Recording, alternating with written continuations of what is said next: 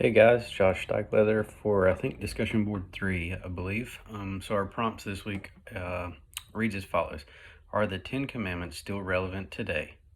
How are they relevant, or which ones do you think are irrelevant? Please give modern day examples of how you see the Ten Commandments in today's society.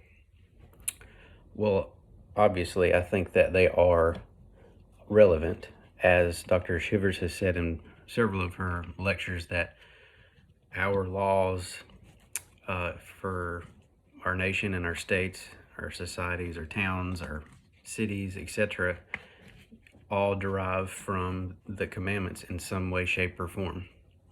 That's, it can be civil law or natural law, whatever. They all derive, we get something from each of these in terms of our modern day judicial system. So yes, they are relevant in that aspect. And other aspects is, yeah, they still mean the same as what they meant when they were given to Moses. I do believe that.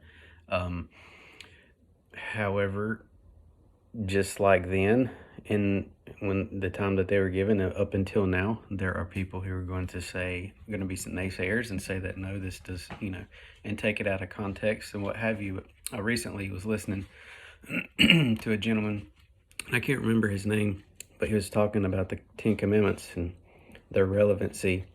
And he had an interesting point. He said that many Christians or many people, non believers alike, look at the commandments as to what not to do. Of course, they say you shall not, obviously. As he says, but maybe look at them as, okay, what can I do in the realm of this commandment God has given? What can I do with this?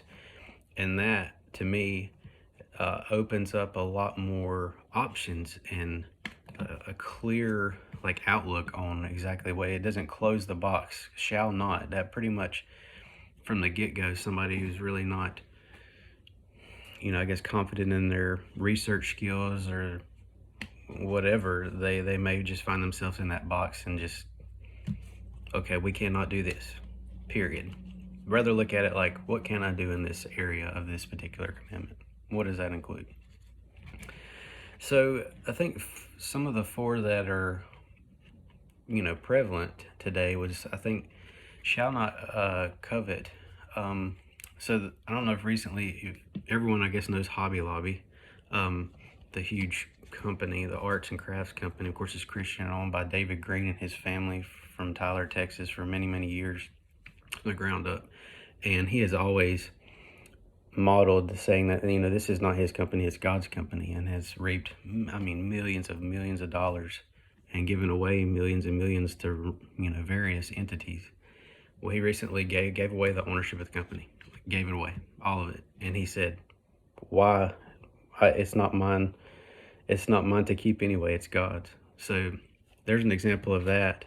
Others, and then this one kind of, the next one kind of falls into place, in terms of greed and, love of self. So no other gods before me.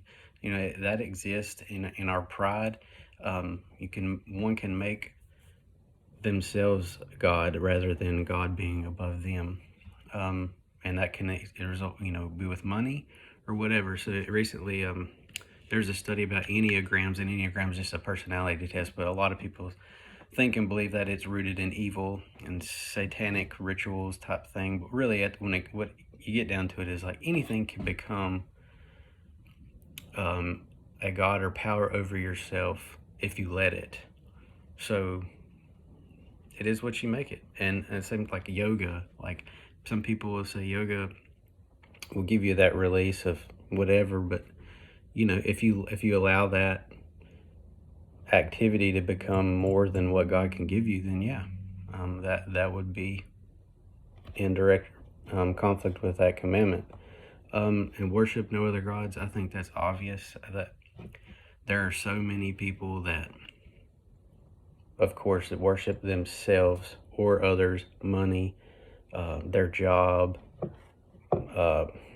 what have you. But then again, there are a lot of Christians in the world that do worship God properly, as the commandment, commands.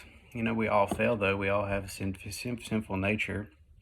that is inerrant, So, and I think this one here is probably one of the most important is to dedicate the Sabbath. And what is the Sabbath? Well, if you've had destiny and calling from many university, you know that the Sabbath is whatever day you can make time for you to dedicate that time to be with the Lord, to rest, to worship in Him. It doesn't have to be on Sunday. It can be whatever day fits your schedule.